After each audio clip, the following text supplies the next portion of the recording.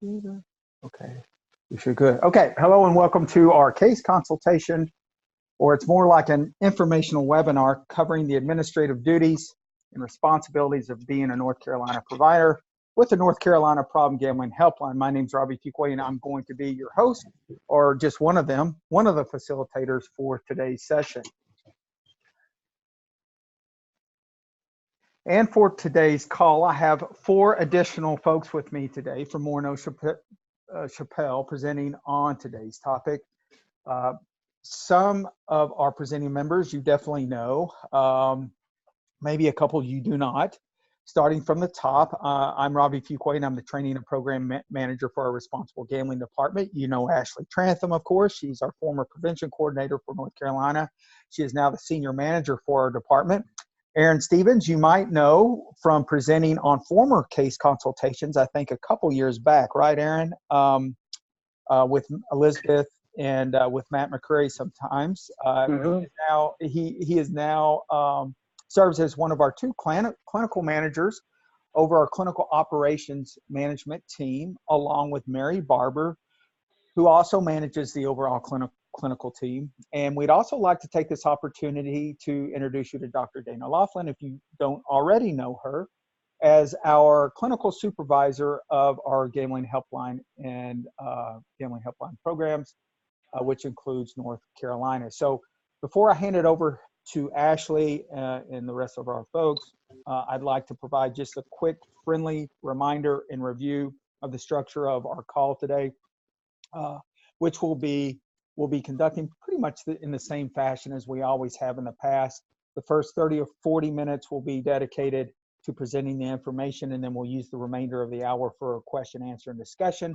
But by all means, just as in the past, if you guys have a question, chat me, raise your hand. I have everybody muted, but I believe you can selectively unmute yourself. If you can't, just raise your hand through the system here, and we'll make sure that we get your question in. Or you can just wait till the end of our presentation during the discussion portion, and we can talk. Remember, again, that you can chat me, and I'm going to be periodically checking to see if there are any technical difficulties, because usually if you're having technical difficulties, you do have to chat me. So I'll take a look. If there are any any questions we cannot answer on today's call, I will definitely get you the answer via email. And here are learning objectives real quickly that we will be covering and including in today's call: knowing the 3 areas of solutions that Morneau Chappelle provides its customers. You'll know the mission of the North Carolina Problem Gambling Program. You'll be able to understand the 2 components of the North Carolina Problem Gambling Program, and you'll know the 3 modes of connecting to helpline callers. Now, I will say the overall objective of today's call is to make sure that you're comfortable with all your duties and responsibilities and your knowledge of the program. We also want to be able to answer or discuss any questions that you might have pertaining to your responsibilities of being a network provider for North Carolina. So without further ado, I'm going to pass it over to Ashley. Hi, everyone. All right, so we wanted to, for anyone who is new or it's been a while since we've kind of explained things, just explain who Morneau Chappelle is and what overall we do with the overall business, as well as with the gambling services and how that kind of looks. I know that many of you know us as Bensinger DuPont and Associates, or BDA. And several years ago, we were acquired by Morneau Chappelle, and that is a Canadian-based company, although we still have kind of our U.S. hub and call center in Chicago. And really, in addition to gambling helplines and employee assistance programs, which BDA was doing before, Morneau Chappelle is a much larger global employee assistance program. But we also do a lot of health and productivity solutions, like disability management, workers' comp, workplace training, health and benefits. We do a lot of pension and benefits management. So across Canada, that's how a lot of, when I get stopped in customs, that's what that's what they're, oh, Morneau Chappelle, I think my pension plan is through them. So that's kind of what we're known as there. But and then we of course also retirement solutions. So kind of a lot of things in addition to the EAP services. But the team that's on the call now, we don't really have a lot of involvement with those other than the EAP. And recently, about a year ago, we acquired a US based company called LifeWorks, if you've heard of them. That is a large EAP program. So we're really expanding in the US, and it's been pretty exciting because we're able to add some different technologies to the mix, and I think that's going to provide us some opportunities to grow and to add some innovations to our gambling services down the line. So that's just a little bit of a synopsis with that. And Robbie, let's see. Okay, we'll go to the next one. Okay, so our responsible gambling programs, we are really the largest responsible gambling service provider in the U.S. or in really in the world, because we are all across North America.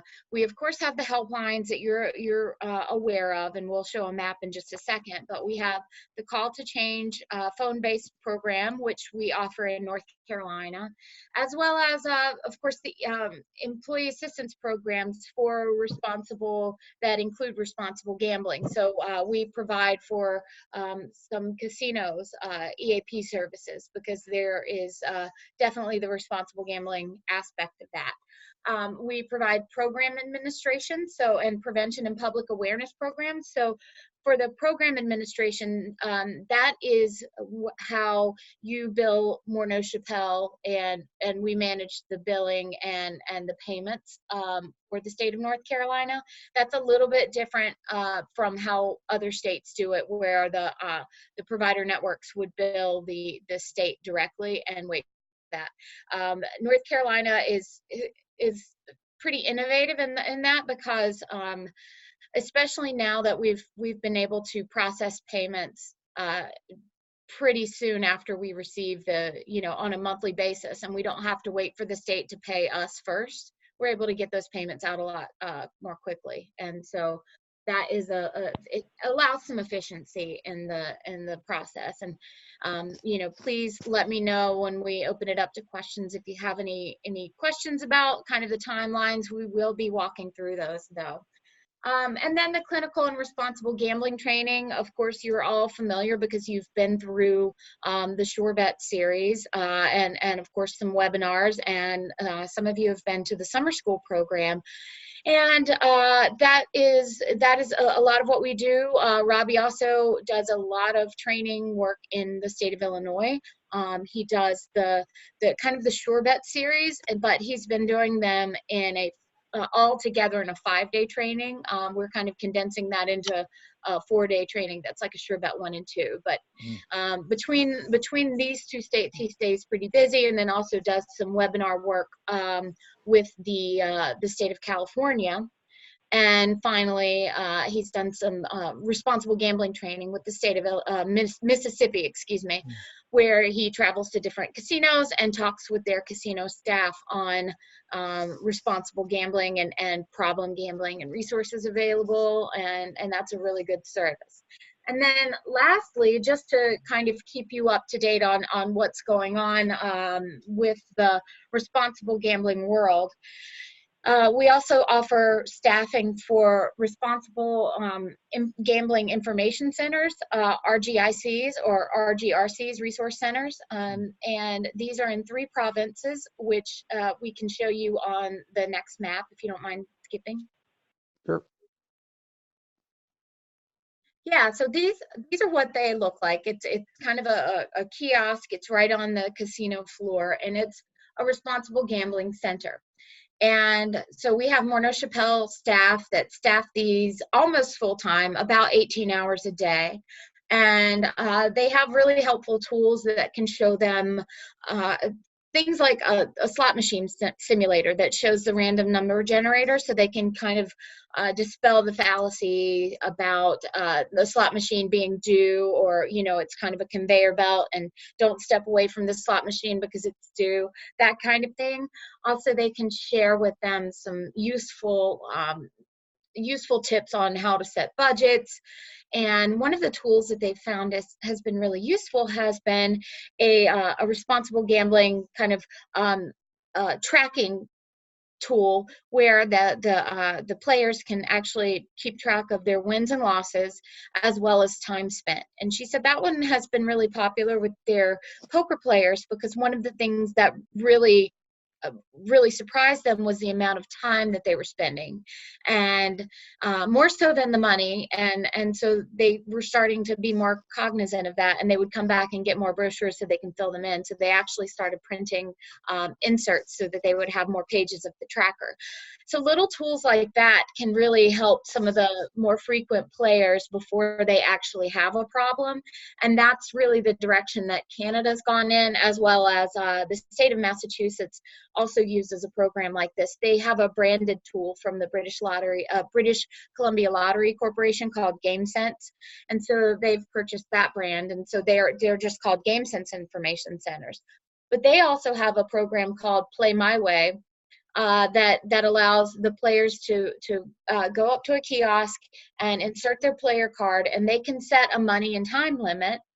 And the machines won't cut off necessarily at their money and time limit, but they pop up with reminders every now and then, so that they can take a breather and step back and say, okay, you're 50% through your budget, or you've spent this amount of time, you budgeted this amount of time. So it can really keep them on track. So that's that, and we can go to the map. Oh, I thought I had our map of Let's see. No, I guess not. This is the next one here. Okay, no problem. Okay, cool. So, but we are in 10 states across the U.S. We are in everywhere from California to North Carolina to Massachusetts and Connecticut. We're in Illinois, Indiana, Mississippi, Arizona, Minnesota. We're even in the province of British Columbia, who operates their line a little bit differently from how we operate our problem gambling helplines. But it's interesting to have those perspectives, and to be able to kind of learn from the different cultures of different states and provinces. So with that behind us, a little bit about who we are and all of that, but let's talk about North Carolina. So of course, you all know the vision is to provide and support effective problem gambling prevention, education, outreach, and treatment programs throughout North Carolina. And there are 3 ways to reach the problem gambling helpline. You can call, text, or chat, of course, 877-718-5543. You're all familiar with that. You can text the code more than a game NC to 53342, or you can chat online directly with a counselor from at the website morethanagamenc.com. And if you haven't been on that website in the past several months, I would encourage you to check it out. Allison Drain, our prevention specialist, did a lot of work on adding useful resources and research to that, and I think it's a really good resource to direct people to.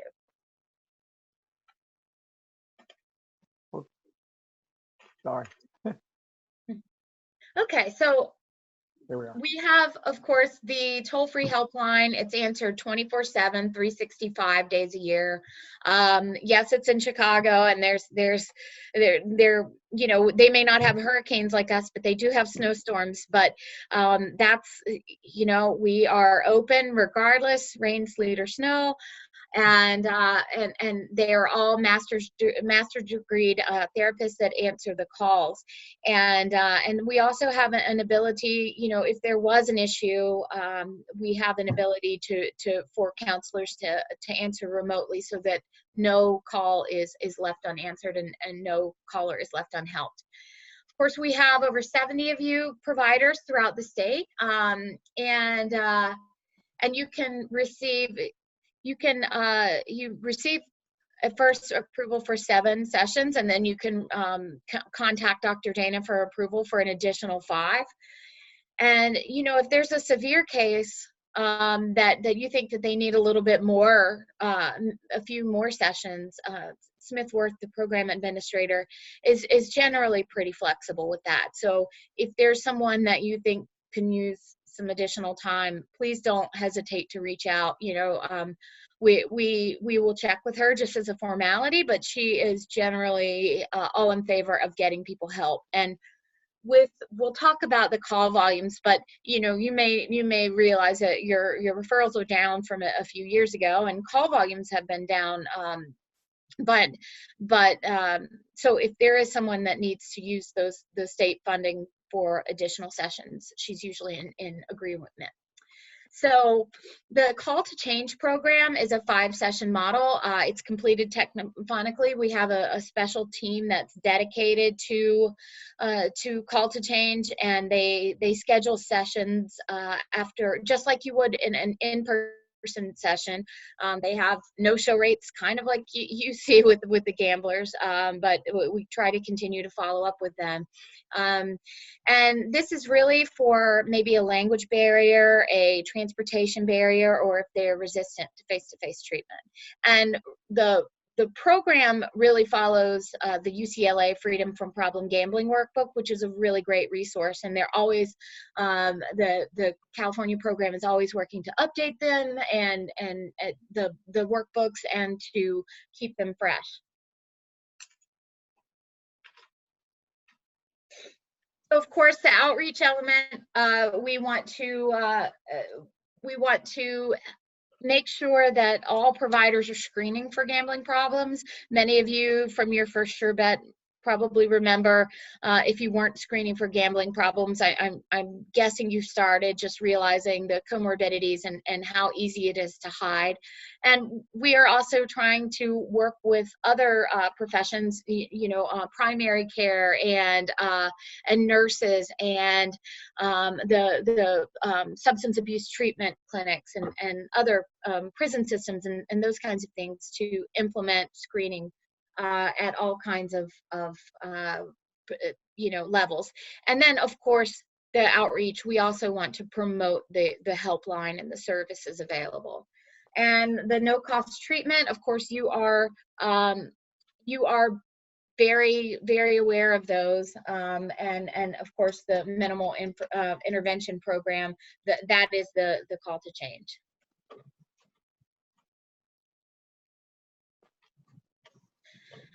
So you get a referral packet when you are sent. You're sent it by fax, and I know that Dr. Dana and Mary can answer any questions about this, but that includes all the paperwork that you need to send back. So as soon as you accept a referral, you receive that. We ask that you submit all of your forms and your billing by the 2nd of the following month, and then we process those for payment fairly quickly after. And really the fastest way, because the checks are mailed from Toronto and we don't want to have any delay in that, is to set up a direct deposit form. And if you have any questions about that, feel free to email me or Dr. Dana afterwards. Eva from the office takes care of most of the billing information, and she's not able to be on the call. She's out this week, but she is really responsive, and if anyone has ever worked with you, she's one of the nicest people I've ever met. So of course we have these case consultations and outreach events. I know that many of you have worked with Allison on scheduling outreach events for maybe a recovery day event or a conference. Feel free to keep reaching out with any of those ideas. We have some great news that Allison is actually coming back to the position. Woohoo! Yes. Her official start date is next week, and I'm selfishly happy because she's going to travel to Murphy, so I can stay and do some work. Yes. Sarah just wrote, fantastic. I know it's really some wonderful news, because she's done such amazing work. And if any of you, where did the slides go? If any of Sorry, guys. you Yeah, hold on. haven't listened to the recording from the national conference of her presentation, it was fantastic. You can listen to that. But her, since she's been doing some contract work, her adrain@morneauchapelle.com email address is still active, and her DHHS address should be active fairly soon. So we're happy to have her back. But the outreach events are really a great way to become involved. And excuse me, and you know, sometimes those come with conference registration, so you can obtain the CEUs as well as be paid for an outreach event. So we understand that the referrals may not be pouring in, especially depending on what area of the state you're going to be living in. Or that you are living in, I apologize. So these are different ways to become involved with the program. And, you know, if it's if you're going to be hosting a table that is specifically devoted to gambling, it's rarely ever denied. So we definitely encourage those, and really love for our providers to be out in the communities working, and you know, reaching out to your faith-based communities, doing presentations at local events. Even if it's a 30-minute presentation, you know, Allison can provide you with some slides and some information to share, and we are happy to work with you on that. And then the other opportunity is is summer school. And I know that many of the providers have attended summer school. We weren't able to have a provider track this past summer, but we are anticipating one again this year at summer school, and we are super excited to be back with you guys. Allison and I did host a prevention track, a stack deck track, to train the teachers for this year's grant cycle, and it just wasn't the same without you all. So it will be great to be back, and then also the case consultations. We apologize that we weren't able to offer CEUs for this. I hope you saw that note for this call. I believe maybe some of the rules have changed on the, you know, how the CEUs could be offered, but we apologize, but we are glad that you're still on, and appreciate your dedication. Hey, Ashley. And, yes. I'm sorry to interrupt, but go ahead and continue. And folks, I'm sorry you might have lost the PowerPoint. I'm going to be getting it back up as Ashley continues. Okay, sorry, Ashley. Go ahead. Yeah, and I'm yeah. So I can't. I'm going to have to pull up my own slide to. Yeah, hold on. I'm sorry. To remember what was next. Sorry. I don't know what happened here. Yeah, hold on 1 second. No worries. But yeah, so we want you to be involved. Outside of outside of the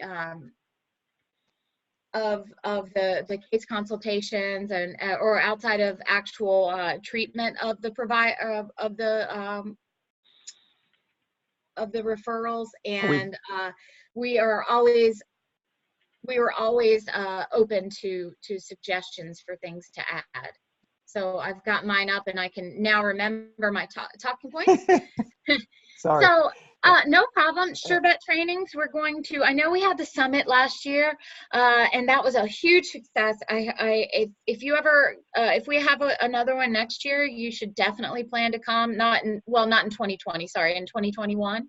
Our speaker lineup was fantastic, and we were really proud to have them, you know, spend their precious time in North Carolina. March is Problem Gambling Awareness Month, as many of you know, and speakers of that caliber are pretty much gone the entire month, speaking at different conferences. So to be able to snag them was a great success.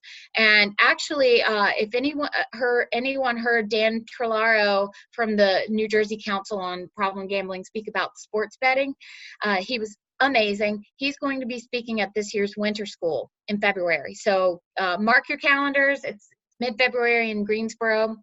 And then finally, Dr. Dana will give her a chance once we do the intro slide to the call center staff.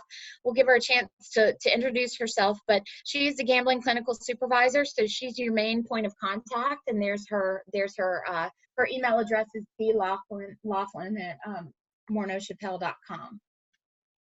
All right. So, one thing that we offer is of course, when someone calls the helpline, we offer next day callback if the client is unsure about, like if they're calling outside of business hours, we'll call and they're not sure about being connected with a counselor in their area. We can call them back the next day and make sure that they're okay and they receive what they need.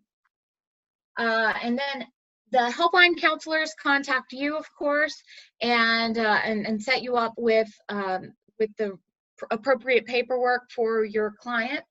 And when a person calls, we offer motivational texting, which is branded the name Encourage Me. And if you don't know about that, we are going to go into it in depth. And then we offer call to change if appropriate.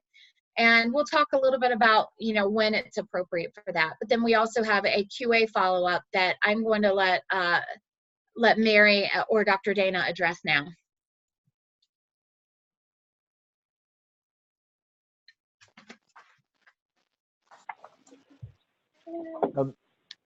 Dr. Dana, can you hear us? I'm sorry. Yes, yeah. I wasn't. I'm multitasking per usual, right. as some of the thing is here in the call center. So good morning, everybody. For those of you who I haven't met, yes, I am Dr. Dana.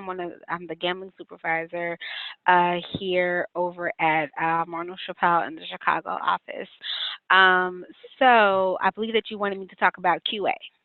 Yes. Yes. Yes. So our QA follow-up happens in pretty much about 3 stages when it comes to North Carolina. So basically, when the clients when our callers are calling the phone, we're basically asking the callers while they're on the phone, can we have a follow-up, a 72-hour follow-up and a 7-day follow-up.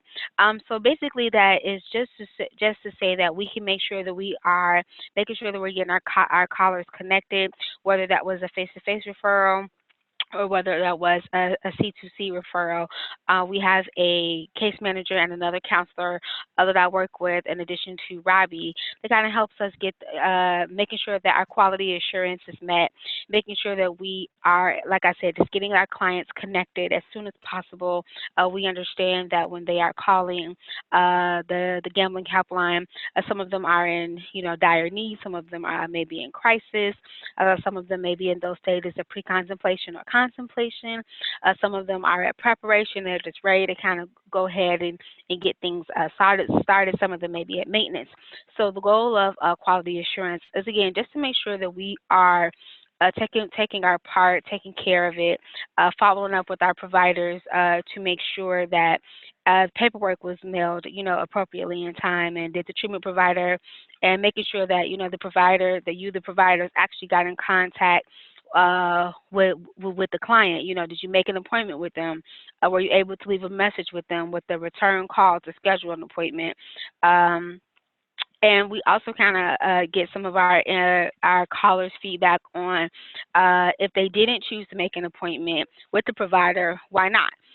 Did they not like the provider? Was it location? Was it appointment time? Was it transportation issues? Decided to quit on their own. So these are things that we're all tracking because we want to just make sure that we are, of course, doing the best care possible for our callers here. And of course, making sure that you as our providers are getting connected as soon as you can for those face-to-face, getting connected as soon as you can for those face-to-face sessions, and as well as the C2C call to change sessions as well. Sorry, saying that really fast. Sometimes I get a tongue twister. Yeah, that's great. You. No, that's awesome. Yeah, and if I can too add on to what Dr. Dana was saying too, because we have one of our more tenured clinicians or counselors who do the follow-up. QA follow-up in our industry is a little, I don't want to, well, it's a little sensitive. So we want to make sure that they're able and willing to follow up. And we follow up, just like what Dana said, on a few things. And we report on this as well to the state on, you know, how many times we attempted it, how many completions. And not only do we of course, our purpose here is to make sure, you know, sure our services are beneficial to the folks that call into the line, but also we check on case management too. You know, we want to make sure that the overall process is working as well. So yeah, so it's definitely a process, and we have someone who's pretty much dedicated to it, right, Dana? Yes. And we kind of work as a team to oversee that it's carried out. Okay, next slide. So getting referrals, you know, sometimes we get asked, oh, you know, how do you choose who you send things to? It's strictly by location. This is kind of just how it looks in our database, and the counselors can type in the zip code and pick someone by there and kind of read off the addresses. This is, you know, however many miles. They can also pull it up in a map program to show them. And so there's also, you know, if there's ever any information that you'd like to have added to your file, like I'm along several bus routes or something like that, we're happy to add that to just help help the clients figure out what's a better fit. And then, you know, we can look up based on their home address or their work address or whatever they need. But that's really how it's set up. And you can see that, you know, in some areas, the providers are more concentrated, like the Raleigh area. We have lots. So, of course, per counselor, there may be fewer referrals, just based on who's calling and who is the closest within that city to them. All right, next. Sure. And that's an actual screenshot too, right, Ashley? Yeah. Yeah, that's what we see. Yeah, that was yesterday. So motivational messaging. This is a program that was created back in 2013. We piloted it in the state of California. It is it's 12 weeks, and it is twice a week, and actually we offer in simplified Chinese for California, but it's in English and Spanish for North Carolina.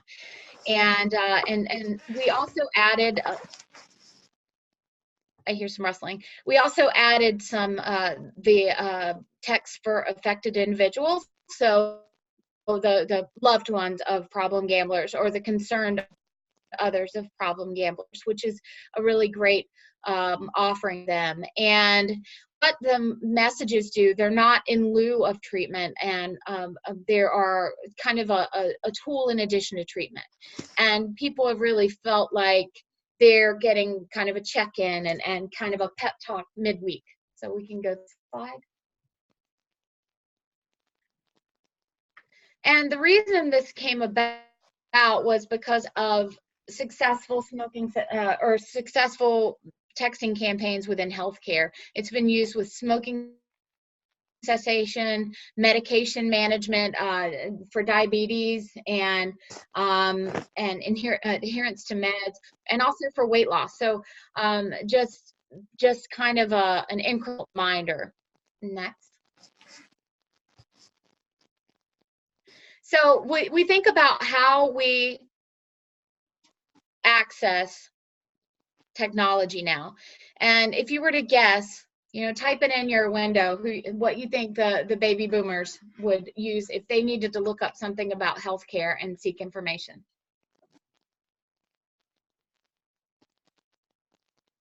Okay, a phone. Yep, Gen X uses a laptop or a computer. And then millennials, they use their cell phones.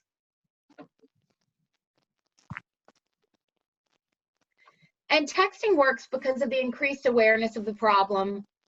It's a feeling that someone cares, and it helps when the motivation is fluctuating in between treatment appointments. It helps to keep up motivation. And 97% of North Americans text daily. People love to text. One thing that's really interesting is that texts have a 98% open rate versus 20% with email. So really, when we're trying to reach out through another medium, this is the best way to get them. And you think about, you know, if you have a text that's highlighted as a new text in your text app on your phone, you're likely to open that just to clear it out of your screen at least. And we also had a focus group with veterans that gambled frequently. This was several years ago, but they really brought up the need to be able to text and chat to the helpline because of the not wanting to call in and just and they were across generations. They weren't even millennials. They were a wide age range, but they all preferred to not have to call. So next slide. And this is a tweet that has gone around for years, but it's very funny. I thought, tears of friendship, we hang out, we can travel together. I would take a bullet for you, and I will speak to you on the phone. That's good. That's good. And I have a lot of friends that joke with me about that and say that is absolutely me, because I generally don't talk on the phone unless I need to. All right, next. So texting is available on almost every model of mobile phone. Now, yeah, for the old school flip phone, you might have to, you know, press 2 twice for B or something like that, but you can pretty much do it. It's a low cost. A lot of people have the unlimited text plan. It doesn't require a lot of, you know, technological expertise. You don't have to download a special app, and you can really tailor it to a lot of different types of behavioral issues. It can be accessed at any time, so it's asynchronous, which is great because you're not having to answer a call when it comes in, you know, right that minute. You can look at it when it's convenient for you or when you're in private. Even if it's been turned off, you'll get the message when the phone's turned back on, so it's not like you're missing a call. And we can really tailor and change up the messages pretty quickly.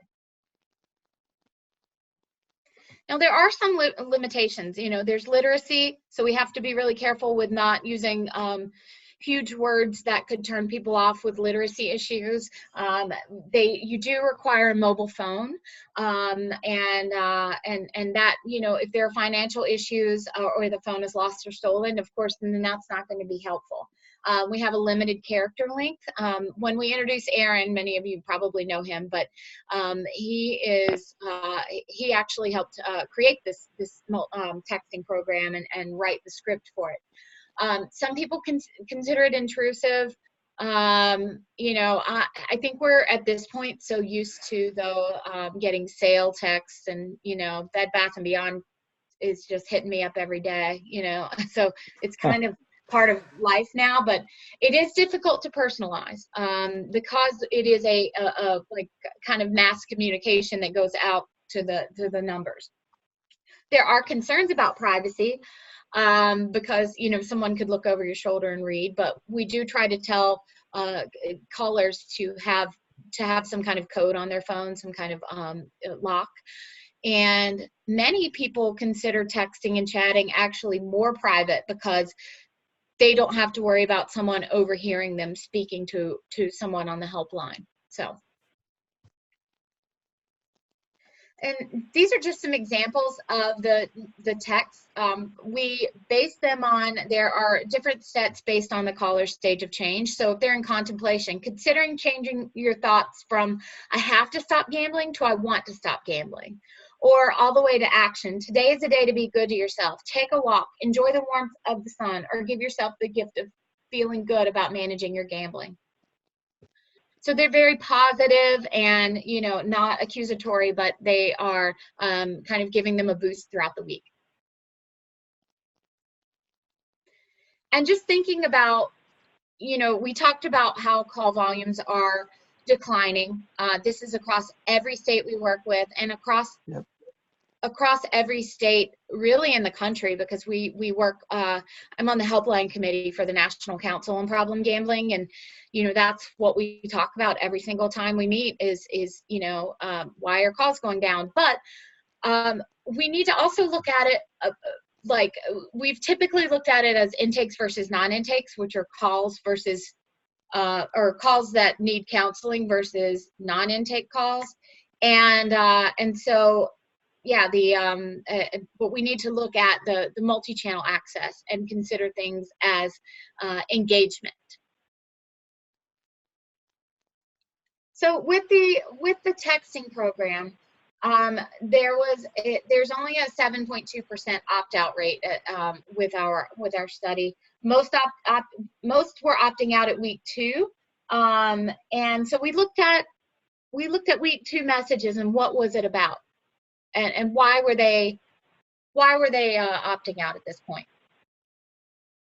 Next. So look at this message: continuing to gamble will lead to more problems. Do you see what the difference? Quitting gambling will help you to achieve your goals. So we realized that week 2 message was a little bit more negative than what we wanted to have. And so we were able to kind of turn that around and make it more motivational, and therefore reduce dropouts. Okay. And so, based on contemplation, gambling has been holding you back from so many things in your life. What are some things you could do if you weren't gambling to keep your urges down by knowing what it is that makes you want to gamble once you know that you can stop yourself before you start? And the first one, the contemplation one, I remember hearing about a person that was receiving the text, and they don't quite realize that it is a one-way text push, and that that it's not back and forth, but they would answer the questions like, what could you do if you weren't gambling? And someone wrote back and said, take a walk. And that's really nice that they feel engaged. Okay. We had one question, and it were 2 questions actually. Are webinars available or recorded if you miss them on the day of the presentation? Yes, Robbie is recording this, and we will figure out a place to post them and send a link. And then the other one, are scholarships available to Winter School? I think Smith is discussing that, and we'll get back to you. She unfortunately can't be on the call today. She got called into jury duty. So, oh man. Hopefully this isn't a huge case that she's going to have to be away for weeks on, but she's at least out for the next few days. Okay, so the outcome surveys. So after the text cycle is done, the outcome surveys are sent out, and we've had really great feedback from those. 72% said they would like to receive more text messages to help them work through their gambling. 86% said they provided them with helpful thoughts and ideas about changing their gambling behavior, and that they helped keep them focused and working on goals about gambling. So, I mean, these are great feedback. So we'll go to the next one.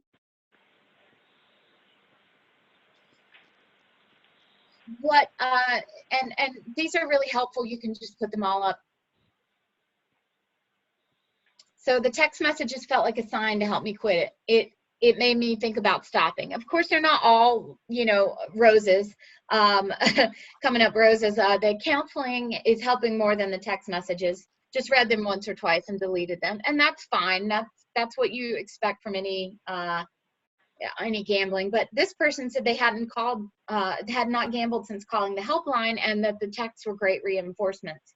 And so we can go to the next one. Sometimes the messages made them feel bad or embarrassed, but it was good for me. I was more honest with myself. So we don't want anyone to feel bad or embarrassed, but we are glad that that kind of kept them accountable.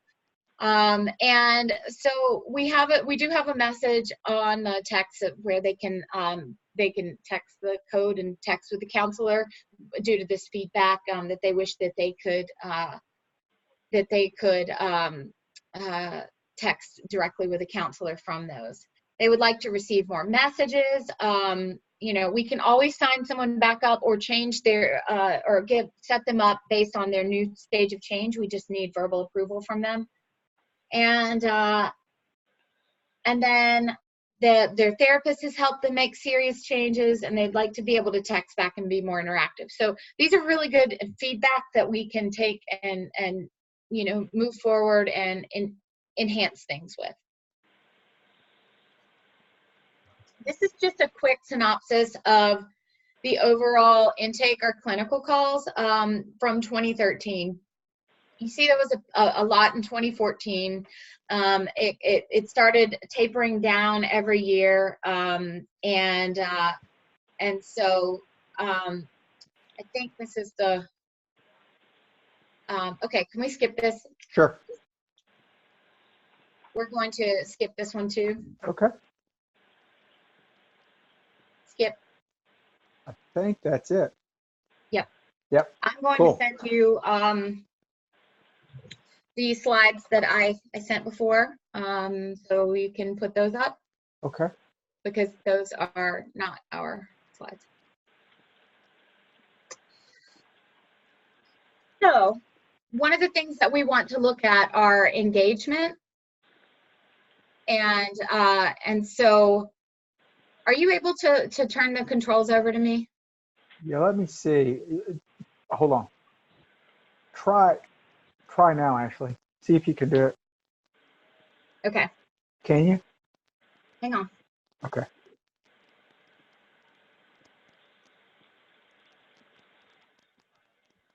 All right. Cool. So I apologize. I may have sent the wrong thing over.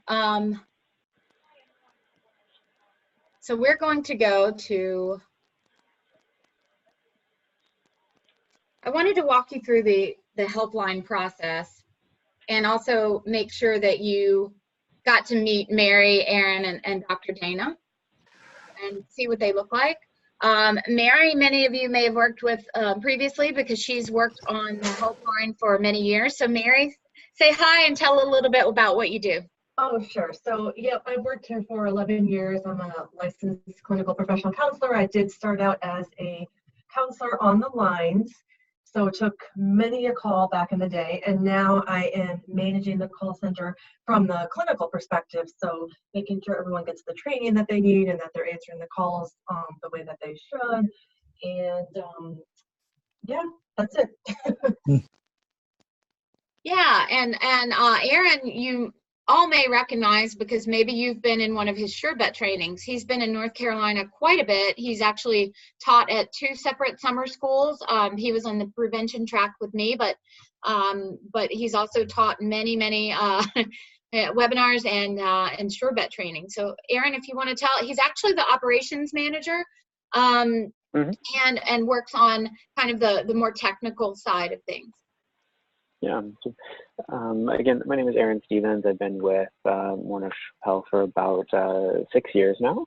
I, like Mary, started out as a helpline counselor myself, so I do have the clinical background. It's not what I use in my day-to-day, though. I kind of oversee, as Ashley said, kind of the operations of the office, making sure that we've got appropriate staffing so that we can make sure that we, of course, get our calls answered, make sure that our systems are working and efficient for our staff, and make sure that we're able to get referrals out to your providers. So certainly feel free to let us know if you have any questions about what it is that our staff do, how we manage the processes, and kind of get things assigned. Happy to answer any questions for you. Yeah, and then Dr. Dana, we had kind of introduced her before, but if you want to kind of, now that your lovely picture is on the screen, if you want to say hi. Yeah, hi folks. Hi again. I am Dr. Dana Laughlin. I'm one of the gambling clinical supervisors here. I've been with Warner Health since February. I am a licensed clinical professional counselor.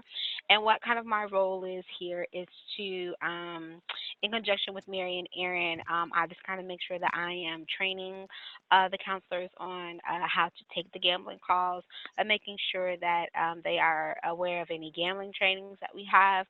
So more of a training aspect in addition to Robbie does a lot of training as well.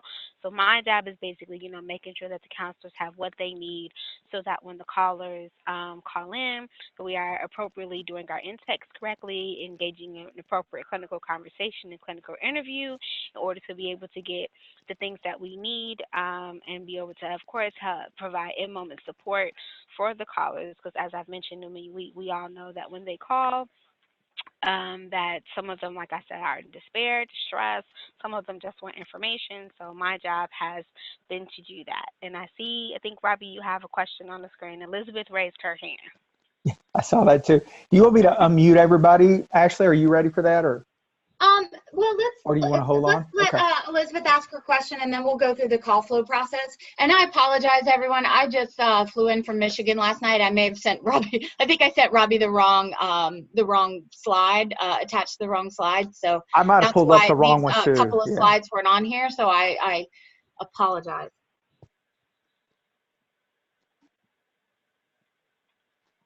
Are you able to unmute, Elizabeth?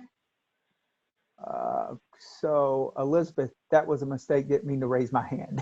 Thanks. Okay. No, we got it. Okay. Well, no problem. You're just No worries. waving. No worries. Yeah. You're just saying hello. So let's talk about the call flow, because we get a lot of questions, and I understand that that really it's kind of a mystery. Oh, we're getting close to time, so I'll go back quickly, and then you can ask any questions. It's really a mystery how the call process is handled, and of course we're in Chicago, and when clients tour the facility, it's kind of anticlimactic because it's it's people talking on a phone. So what are you going to see? But they're doing very important work. So someone calls the helpline, and they get the receptionist, the front desk. And that's usually Sylvia, and help me out, who else is at the front desk during the day? Shirley. Yes. So, and the reason they get a receptionist first is to filter through some of the calls, because a large portion of the calls are from people that aren't really help seeking. They're people that want to know the lottery numbers. They want to know what's on the buffet at the casino. They want to make their casino hotel reservations. I mean, it's probably 2/3 of the calls that we receive, at least, that are those kinds of things. We consider this a way to really still let them know that the helpline is available. And so it's still very crucial to speak to these people. But while the counselors are, using their time to actually counsel and work with callers, they can kind of filter these out. So if a person is calling to seek help, they speak to one of our lovely counselors. They're all master's level trained. And if the person is agreeable, we send them on to one of you. And that is really important because you're doing the work on the ground. You know more about the local cultures and the local gambling types, and whether or not there is a GA meeting nearby. And so we at any time try to focus on in-person support. If the person is reluctant to see someone in person, or can't get there due to transportation or mobility issues, or maybe they're Spanish speaking, then we refer them to call to change. But we always refer out to the NC provider network first. And then in addition to that, we offer additional resources. So we can tell them about, if there's a recovery program near them, or we can tell them about, we usually don't refer out to GA in North Carolina just because the network is very small, but we can refer them out or refer them to motivational texting and some additional supports available. And with chat and text, those both go directly to the counselor. So chat and text are answered by the exact same counselors that answer the phone calls. And in-person counseling is always recommended. So let's ask Dr. Dana and Aaron and Mary any questions. You want to unmute everyone, Robbie? Yep, I just did. Okay. Fantastic. And we got a little bit of a late start, so we can run over a little bit. I mean, I can. Well, But, I want to be yeah. cognizant of everyone's time. You know, it's Yeah. lunch break. So, any questions about how the call flow process is, or any of the paperwork that you need to fill out?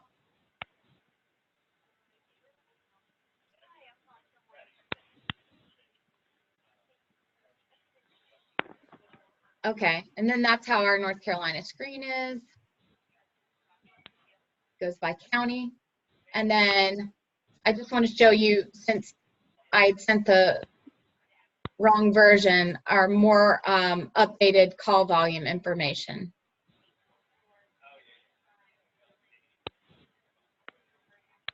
In the last couple of minutes. Okay, so Oh, wow. you see a spike in the call volumes. It's in 2018, that was because the state ran an ad campaign, and that really increased calls. So we're one of the states, the few states that had an increase in 2018, but it's back down a little bit in fiscal year 19. So we're hoping that the state can run an additional ad campaign. And then that's all I've got. Sorry about that, Robbie. No, you're fine. So one last chance. We're right at the hour. I'm sorry for the late start. So does anyone have any questions before we cut off here? Well, Ann does. Originally, years ago, we were able to do phone counseling, but that changed. Is it coming back? The C2C program? We currently, yeah. What was the question? She's asking about, we were able to do phone counseling, but that changed. Is it coming back? I guess for the no, network the providers. providers are not. Yeah, No. yeah. So thank you for your question. That's that's not the Not state us, is yeah. currently not allowing that. Yeah. Anyone else? Well, I'd like to take this opportunity to thank everybody on the call. Thank you, Ashley. Great job. I don't know if I might have pulled the wrong one, but either way, I think we landed on our feet. You were able to show the rest of your slides. And I want to thank Aaron, Mary, Dr. Dana, of course, and everybody that was on the line today. We will have a recording for you available. Once I have more information on where you can obtain it, I will send out an email. And again, I hope everybody has a great week, and thank you for everybody who was on the call today. Yeah, and we look forward to seeing you soon. Yes. Bye-bye. Bye-bye. Bye.